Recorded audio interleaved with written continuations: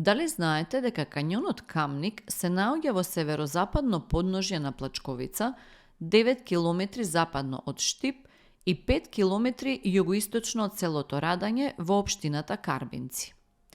Кањончето е со должина од околу 1,5 км и длабочина од само неколку десетици метри.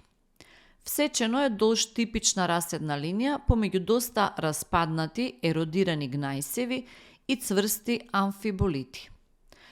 Без оглед на малите димензии, минувањето низ кањончето, посебно преку тесните и вертикални карпи, представува вистинско адреналинско доживување. Рекичката овде создала неколку помали, но атрактивни водопади, високи до 5 метри, со джиновски лунци во вид на базени. Вкупно растојание во двата правци е околу 12 до 15 км, или 5 до 6 часа пешачење со умерено темпо. Иако секое годишно време е убаво за посета, сепак, поради богатството со вода, колоритот, зелената боја на вегетацијата во контраст со сивкасто-црвеникавите карпи, најинтересно доживување е во пролетните месеци.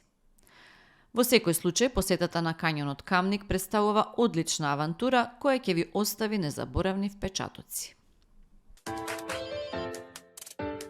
Дали знаете дека Крушевскиот манифест го објавила востаничката власт во Крушево за време на Илинденското востание?